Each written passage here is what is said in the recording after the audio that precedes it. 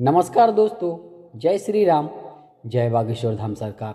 दोस्तों, आज का जो वीडियो का विषय है बहुत ही सुंदर विषय है। आज के इस वीडियो में हम जानेंगे कि कैसे हम अपनी बात को ईश्वर तक, अपने इष्ट देव तक पहुंचाएं। ब्रह्म मुहूर्त में जागते ही बेड पर लेटे लेटे ऐसा बोलें, उसी समय आपकी इच्छा पूरी होगी। अब आपके मन में ये प्रश्न जरूर आ रहा होगा कि उसी समय कैसे आखिर इच्छा पूरी हो सकती है। तो दोस्तों, सबसे पहले आपको मैं बताना चाहूँगा कि जो परमात्मा अनंत कोटि ब्रह्मांडों का मालिक है, जिसके इशारे मात्र से ये सृष्टि ढह सकती है, उनके संकल्प से ये सृष्टि बनी हुई है। संकल्प छोड़ते ही पूरी सृष्टि ढह जाएगी और उनका एक इशारा ही काफ़ी होता है किसी काम के लिए। उनके लिए कुछ भी असंभव नहीं है। लेकिन अगर आपको जैसा हम बताएंगे वैसा किया तो आपको उसी समय संकेत मिलेगा। आपके अंदर से आवाज़ आएगी कि ये काम आज तो पक्का ही होगा। देखिए, जब ब्रह्म मुहूर्त में 3 से 5 बजे के बीच में आपकी जब भी आँख खुल जाए और अब आपको बेड पर लेटे लेटे ही क्या करना है, बड़े ध्यान से सुनना। आपको अपनी श्वास के ऊपर पूरा ध्यान लेकर जाना है। मन को श्वास के ऊपर लेके जाना है। फिर आपको श्वास ऊपर भरनी है और श्वास भरते समय आपको ये महसूस करना है कि मैं परमात्मा से जुड़ गया हूँ, क्योंकि श्वासों में ही परमात्मा का वास होता है। क्योंकि भगवान तो, परमात्मा तो कण कण में वास करते हैं। तो अब जब आपके अंदर ये फीलिंग आ जाएगी तो आपको श्वास भरते समय बोलना है जो भी आपकी इच्छा है, जो भी आपका काम है, कि परमात्मा, हे ईश्वर, ये ज़रूरी काम या मेरी इच्छा, जो भी आपकी इच्छा हो, आज पूरी कर देना।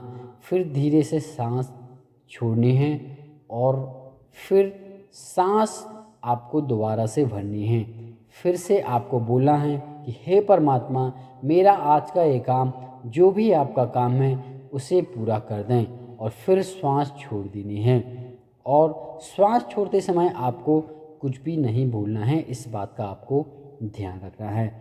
और फिर आपको तीसरी बार श्वास भरनी है और फिर से आपको बोलना है कि हे परमात्मा, मेरा काम आज का आप सफल बनाएं। तो दोस्तों, आपको जब पूर्ण विश्वास होगा कि मैं पूर्ण रूप से परमात्मा से जुड़कर ये बात बोल रहा हूँ, क्योंकि श्वासों में से परमात्मा का वास होता है। और जब आपका मन पूरी तरह टिक जाए और उस समय आपके मन में अन्य कोई विचार ना आए, तो दोस्तों ये निश्चित है आपको उसी समय जवाब मिलेगा। क्योंकि दोस्तों, उस शक्ति तक, उस परमात्मा तक एक बार आपकी आवाज़ पहुंचने की देरी है बस। फिर उनके लिए कुछ भी असंभव नहीं है। यानी कि जैसे ही आपका मन परमात्मा की शक्ति के साथ एकाग्र होगा तो तुरंत उस शक्ति तक आवाज़ पहुंच जाएगी। और ब्रह्म मुहूर्त समय एक ऐसा शक्तिशाली समय होता है जब इस समय में आपके मन में अन्य कोई विचार नहीं होता। बिल्कुल आप शुद्ध, बिल्कुल आपका जो मन है, दिमाग है, बिल्कुल शुद्ध होता है। क्योंकि दोस्तों, उस समय पर परमात्मा की सारी शक्तियाँ वातावरण में होती हैं। और आपने ऐसा सुना ही होगा कि 24 घंटे में से एक बार माता सरस्वती आपकी जुबान पर पक्का आती हैं।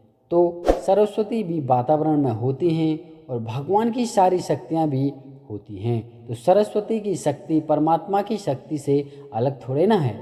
सरस्वती की शक्ति भी परमात्मा की ही शक्ति होती है। तो सरस्वती माता को आपकी जुबान पर, आपकी जिह्वा पर जैसे ही बैठेंगी, आपका काम बन जाएगा।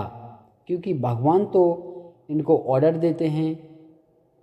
भगवान तो ऐसे भक्तों को ढूंढते रहते हैं और उनकी अलौकिक शक्तियाँ ढूंढती हैं ऐसे भक्तों को जो ब्रह्म मुहूर्त में जागकर भगवान को स्मरण करते हैं और परमात्मा से जुड़े हुए रहते हैं।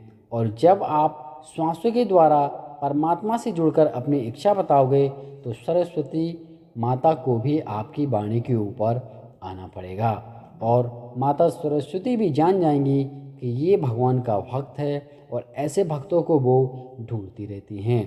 तो निश्चित ही आपकी उसी दिन इच्छा पूर्ण होगी, जो भी आपकी इच्छा है। या तो उसी समय संकेत मिल जाएगा, अन्यथा दिन में तो आपको पक्का ही शुभ समाचार मिल जाएगा।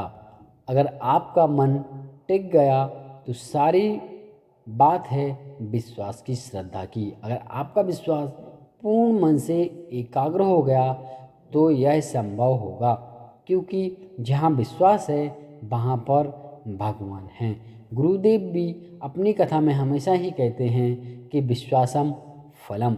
इसलिए तो दोस्तों सबरी को गुरु वचन पर विश्वास था, इसलिए भगवान राम को उनका विश्वास पूरा करने सबरी के जूठे बेर खाने उनकी कुटिया तक आना पड़ा था।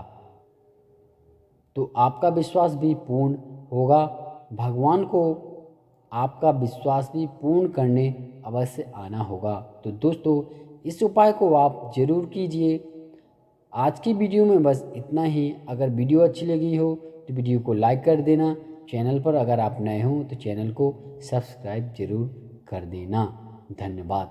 जय श्री राम, जय बागेश्वर धाम सरकार। धन्यवाद।